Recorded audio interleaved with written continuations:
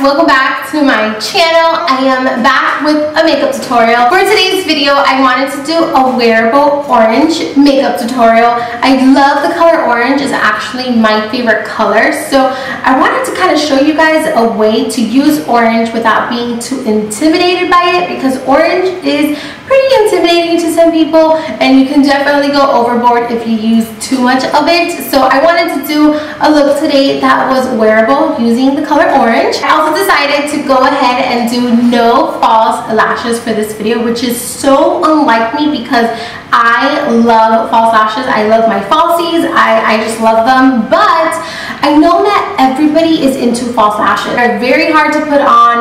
They're kind of uncomfortable, depends on the pair. So I wanted to kind of switch it up and kind of show you guys that you can do any makeup look and skip the false lashes. So yeah, this is for my girls who don't necessarily love false lashes. This one's for you. And if you do enjoy false lashes, feel free to go ahead and pop them on and rock it with false lashes. Do whatever you please. I just decided to skip it for today just to kind of, do something different and also to show some love to my non-falsies wearers. What? And yeah, I'm going to stop rambling now. So thank you so much for watching. I love you guys and I'll see you very soon with another video. Bye! Hey you guys, so let's get started. I am priming my eyelids with the Tarte Shape Tape Concealer and I'm going to smooth it out using a Morphe brush. I believe this is the E43, but I'm not quite sure. If you guys want, I can start linking down the brushes that I use because I do get tons of questions and I really don't always know the numbers, so let me know. And then I did go ahead and set that concealer with some powder and we are getting ready for eyeshadows. So the first eyeshadow I'm taking is Peach Smoothie by Makeup Geek. I'm going to apply this all over my crease, blending it back and forth with a Sigma E40 blending brush, and this is going to be our transition shade. Then I'm going to go in with Makeup Geek's Morocco. This is a beautiful orange toned base shadow. It looks pretty intimidating in the pan, but once you apply it, it is absolutely gorgeous. I'm taking this with the Beauty by Rosita blending brush. I'm going to start in the outer corner, blending it in towards the inner corner, and then once I have that color saturated in that tight crease, I'm going to begin to blend upwards. Color to be the most intense in the outer corner, and then it just kind of fades in towards that inner corner. I tilt my head back just so that I can, really get all those edges blended, and then I'm going to go back in with that E40 blending brush just to kind of smooth everything out and make everything blend together. I'm going in with MAC's Red Brick, and this is a beautiful red based shadow again with some orange undertones and some brown undertones. It's absolutely gorgeous. It's definitely an oldie, but still such a goodie. I'm taking it with a Sigma E35, which is a little bit more of a tapered blending brush, and I'm not going to work this color in too much. I just want a hint of it, so I'm going to apply this right on top of where we applied Morocco just for a more orangey based shadow. Now I'm going to go in with Makeup Geek's Cocoa Bear, and this is a beautiful red tone based shadow. Again, I'm going to take this from the inner corner to the outer corner, making it more concentrated in the outer corner. I'm using a Sigma E25, I believe, and I'm going to just pack that on my crease, and I'm going to really make it intense in the outer corner and then blend it in towards that inner corner. This color is going to help us define the crease just a little bit more, and it's also going to add some dimension to the look. Now I'm going to go back in with that Beauty by Rosita brush one more time, and I'm just going to blend everything together. Now I'm going to go in with this beautiful orange toned shadow. It looks gold on camera, but it's a true orange, and this is called Sin City, and this is by Makeup Geek. I'm going to apply this all over my entire lid using a MAC 242 brush, and once I get to the crease, I'm really going to carve it out, and it's going to create a very subtle cut crease type of look. You can slap it on all over the lid if you would like, or you can make it a little bit more precise like I did. Now I'm going to go in with this beautiful highlight by Ofra Cosmetics. It's called Rodeo Drive and I'm going to just pop this in the center, and I do have a 30% off coupon code with Ofra. All you have to do is write NellysLook at checkout and you will get 30% off. So then once you have that packed in the center of the lid, I'm going to go back in with that E30 E25 brush from Sigma, the one that we use Cocoa Bear on, and I'm just going to blend out those edges. I'm going to take a makeup wipe just to remove any of the excess fallout. Now I'm going to go in with the Makeup Geek Duochrome pigment in Wild Flower. I always say flower, but it's not flower, it's Wildfire.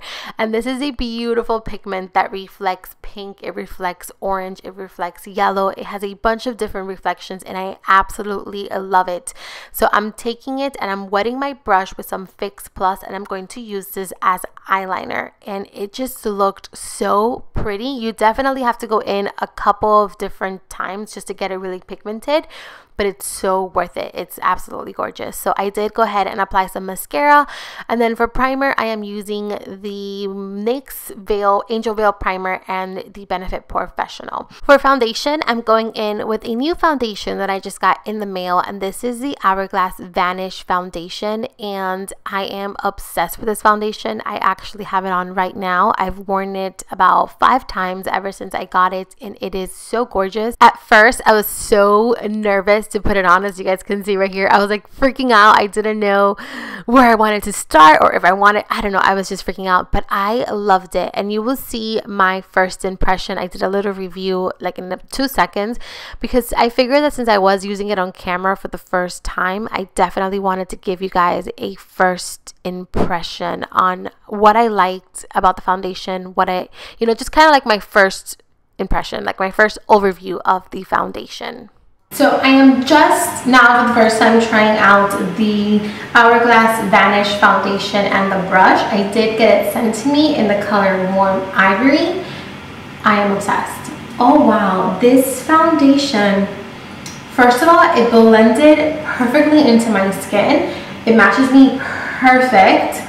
I don't know, the camera always makes me look pink, and I think it's my lighting, but oh wow. So it's not a matte finish, but it's not like a dewy finish, at least on my skin.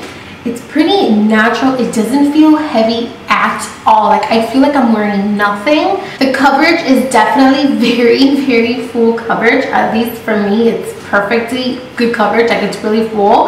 The only thing that I'm noticing is that it is kind of right here in this area. It is accentuating some dry patches that I have, but the rest of the skin looks beautiful, and it doesn't feel cakey, it doesn't feel sticky, it feels really, really good. This is not sponsored. They only sent it to me as PR just so that I could try it out. If I wanted to, I could show it in the video. If I didn't want to, I didn't have to. But since I am using it on camera for the first time, I wanted to give you guys my first impression, and so far I love it. So I'm going to move on to concealer and stuff, and we'll see how it looks at the end.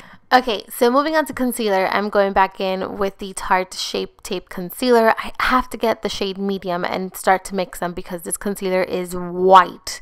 But I absolutely love it. I can't stop using it. I don't care if it's too pale for me. It's just gorgeous. So I apply this under the eyes. I like to work one eye at a time when using this concealer just because it dries really, really fast.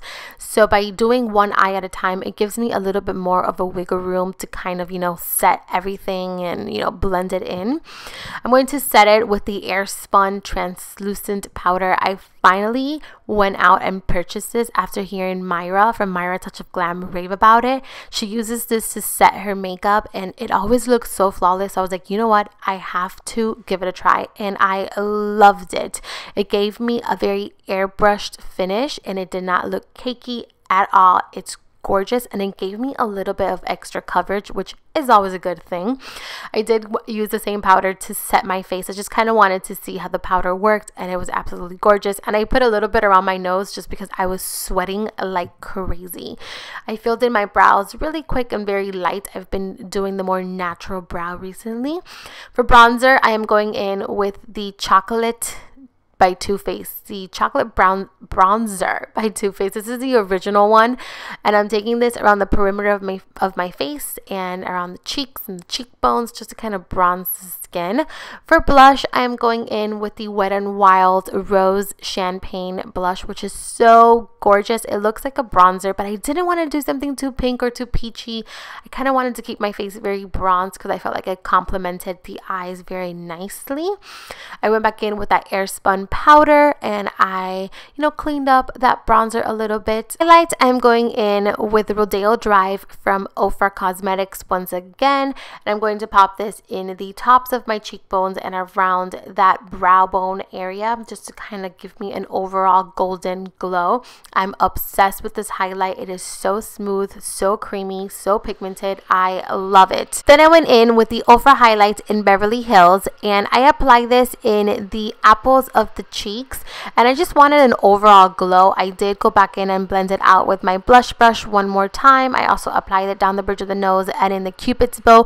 You want to use very little of this highlight because if you go overboard, you can definitely look kind of frosty, and that's not a good look. So I went back in with a pencil brush and the shade Morocco, and I smudged that under my lower lash line, and then I went in with a flat definer brush and the color Cocoa Bear, and I applied that tightly on the lower lash line, and then I went back in with that pencil brush just to kind of blend everything out and smoke out that lower lash line further.